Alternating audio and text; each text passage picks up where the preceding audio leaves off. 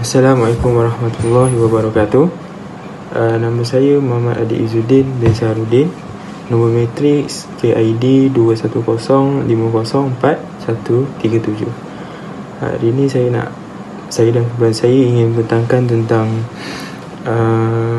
teori Piaget. Yang berikut ni adalah nama-nama ahli kumpulan saya. Jadi saya daripada kelas 1 kumpulan 3 SEM 1. Kita terus kepada latar belakang. Siapakah Jean Piaget? Jean Piaget ni tentunya adalah seorang ahli psikologi yang terkenal. Beliau telah mengkaji pelbagai ilmu tentang psikologi pemikiran, atau lebih dikenali sebagai kognitif. Sekarang kita tengok pada konsep teori Piaget. Teori Piaget konsep ni ada 4. Yang pertama, skema. Dan yang kedua, pengubahsuaian. Yang ketiga, penyerapan. Dan terakhir adalah keseimbangan. Bismillahirrahmanirrahim. Assalamualaikum warahmatullahi taala wabarakatuh. Saya Azfar Amsyah bin Azhar daripada Diploma Pendidikan Islam. Tajuk seterusnya adalah faktor yang mempengaruhi proses pemikiran individu dan proses mencapai keseimbangan. Faktor yang mempengaruhi proses pemikiran individu terbahagi kepada 4. Yang pertama, kematangan biologi, interaksi dengan persekitaran. Yang ketiga adalah pengalaman sosial. Dan keempat adalah keseimbangan. Apakah itu kematangan biologi? Kematangan biologi merupakan proses pemikiran seseorang itu yang dipengaruhi oleh genetik ataupun baka daripada ibu bapa kita sendiri. Seterusnya, interaksi dengan persekitaran.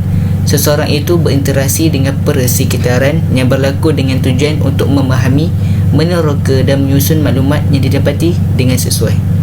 Pengalaman sosial. Perkembangan kognitif juga dipengaruhi oleh pergaulan persekitaran. Pergaulan dengan orang sekeliling, iaitu seperti ibu bapa, atuk nenek, rakan, guru-guru, jiran, saudara mara dan sebagainya. Seterusnya adalah keseimbangan. Keseimbangan merupakan salah satu cara yang digunakan oleh individu untuk mengadaptasi atau menyesuaikan diri dengan situasi yang baru dialami. Seterusnya, bagaimana untuk mencapai proses keseimbangan? Setiap individu cenderung untuk memahami persekitaran dan menyelesaikan sesuatu persoalan ataupun kekusutan yang akan berlaku kepada setiap individu. Pengalaman yang diperolehi oleh seseorang individu akan disusun di dalam minda dan membentuk sesuatu sistem yang dipanggil sebagai skema, iaitu yang telah tersusun dan terancang. Skema ini akan digunakan apabila seseorang individu itu berdepan dengan masalah yang memerlukan penyelesaian.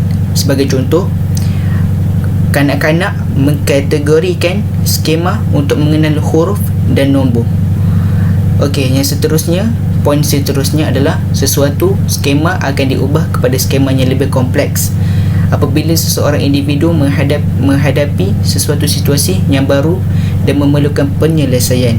Contohnya, kanak-kanak tersebut sudah mengenali huruf, iaitu A, B, C dan sebagainya. Kemudian, perkembangan seterusnya adalah apabila menghadapi situasi yang baru, contohnya di kawasan persekolahan, ia akan belajar untuk menyusun huruf-huruf yang telah dia belajar. Huruf-huruf tersebut dia cuba untuk menyusun menjadi sebuah perkataan. Itulah. Seterusnya, adaptasi terbagi pada 2, iaitu asimilasi dan akomodasi. Asimilasi iaitu berlaku apabila individu cuba memahami pengalaman baru dan cuba untuk menyesuaikan pengalaman ini dengan skema-skema yang telah sedia ada. Akomodasi iaitu berlaku apabila individu dapat menukar skema lama untuk disesuaikan dengan pengalaman yang baru. Contoh asimilasi adalah dalam mengenal huruf, kanak-kanak mungkin akan menyatakan D sebagai B ataupun I huruf besar, dia mengatakan sebagai itu adalah nombor 1. Apabila diperkenalkan melalui pengalaman dan bimbingan daripada guru-guru ataupun ibu bapa, kanak-kanak akan cuba memadankan pengetahuan baru ini dengan skema lama yang telah ada di dalam minda. Apakah contoh akomodasi? Ia berlaku apabila kanak-kanak dapat mengenal dan membezakan di antara contoh yang saya sebut pada contoh asimilasi tadi. Contohnya, dia dapat membezakan huruf D dan B, huruf I besar dan nombor 1. Assalamualaikum warahmatullahi wabarakatuh. Saya akan membentangkan tentang perkembangan intelektual Piaget dari segi peringkat sensori motor dan praoperasi. Piaget memperkenalkan sejumlah idea dan konsep untuk mendeskripsikan dan menjelaskan perubahan dalam pemikiran logis yang diamatinya pada kanak-kanak dan orang yang dewasa. Yang pertama, sensori motor. Apa yang dimaksudkan dengan sensori motor? Sensori motor ialah peringkat permulaan dalam perkembangan kognitif di mana bayi menggunakan deria dan pergerakan fizikal untuk mempelajari tentang persekitarannya. Yang seterusnya, tingkah laku kanak-kanak secara pantulan dan terbatas serta keinginan mendapatkan objek menggunakan deria motor. Seterusnya, kita pergi kepada praoperasi.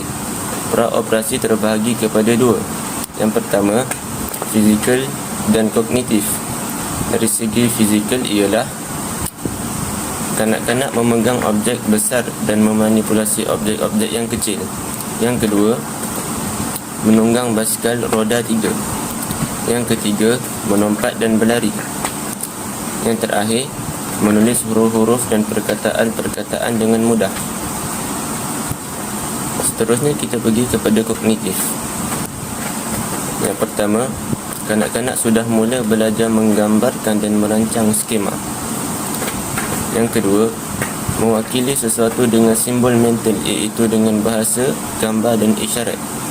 Yang ketiga, berupaya mengingati semula peristiwa yang sudah berlaku dengan boleh membandingkan 2 peristiwa yang berlaku. Yang keempat, permainan membayangkan, iaitu pretend play. Yang seterusnya, pemahaman kanak-kanak mengenal objek bergantung pada ciri yang nampak sahaja. Bismillahirrahmanirrahim. Assalamualaikum warahmatullahi wabarakatuh. Prinsip operasi terbagi kepada 2, konkret dan formal. Ciri-ciri utama dan perubahan pembangunan konkret. Pada usia 7 tahun hingga 11 tahun, kanak-kanak mula berfikir secara logik mengenai peristiwa konkret. Kedua, memahami konsep pemeliharaan. Ketiga, pemikiran yang logik dan teratur tetapi masih konkret. Keempat, menggunakan logik induktif dan pemikiran khas kepada prinsip umum. Walaupun kanak-kanak pada waktu ini masih sangat konkret dan literal dan dalam pemikiran, akan tetapi mereka lebih mahir dalam berfikir secara logik. Kanak-kanak akan menjadi lebih baik apabila peringkat egocentrisme telah hilang dan mungkin menjadi pemikiran yang lebih baik daripada orang lain. Pada masa ini juga, kanak-kanak cenderung kepada berjuang daripada konsep abstrak dan hipotesis. Kanak-kanak juga kurang egocentrik dan mula berfikir pada bagaimana orang lain berfikir.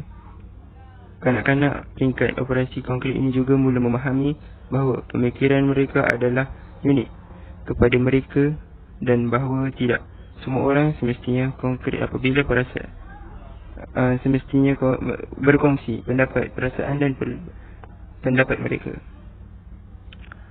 Ciri-ciri utama dan perubahan pembangunan formal pada usia 12 tahun ke atas. 1. Peringkat mereka mula berfikir secara abstrak dan alasan tentang masalah hipotesis. Kedua, pemikiran abstrak muncul. Ketiga, boleh berfikir lebih lanjut mengenai isu-isu moral, falsafah, etika, sosial dan pemikiran yang memerlukan penularan dan teoretikal dan abstrak. 4. Mula menggunakan logik dan deduktif atau penularan dari prinsip umum kepada maklumat tertentu. Teori Piaget melibatkan pemikiran logik, keupayaan untuk pemikiran deduktif dan abstrak, keupayaan sistematik dan berfikir masa depan serta alasan mengenai perubahan kritikal yang muncul pada peringkat ini. Di sini Piaget tidak melihat perkara semua pembangunan intelektual anak sebagai proses kuantitatif. Cadangan Piaget terdapat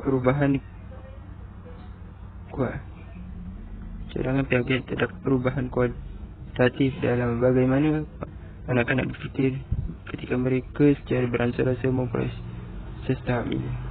Itu dari saya, Muhammad Mustafa bin Yasir. Sekian, terima kasih. Assalamualaikum, saya nak terangkan pasal adaptasi, iaitu adalah proses perubahan ataupun tukaran skema lama kepada skema baru, di mana melibatkan dua proses yang saling berkait, iaitu asimilasi dan akomodasi. Okey, yang pertama asimilasi. Asimilasi ialah berlaku apabila individu cuba memahami pengalaman baru dan cuba untuk menyesuaikan pengalaman ini dengan skema yang telah sedia ada. Contohnya, dalam mengenal huruf, kanak-kanak mungkin akan menyatakan D sebagai B apabila diperkenalkan. Melalui pengalaman bimbingan, kanak-kanak akan cuba memadankan pengetahuan baru dengan skema lama yang telah ada.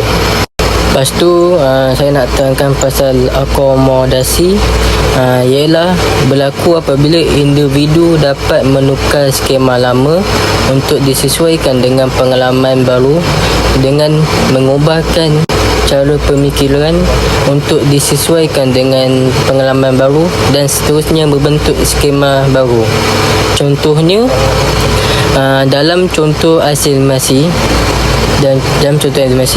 akomodasi berlaku apabila kanak-kanak dapat mengenal dan membezakan B dan D. Akhir sekali, kesimpulan, teori pemahaman kognitif Piaget membantu menambah pemahaman kita terhadap pertumbuhan intelektual kanak-kanak. Ia juga menekankan bahawa kanak-kanak bukan hanya menerima pengetahuan yang pasif. Sebaliknya, kanak-kanak sentiasa menyiasat dan bereksperimen ketika mereka membina pemahaman mereka tentang bagaimana dunia berfungsi. Itu daripada saya dan kumpulan saya. Sekian, terima kasih.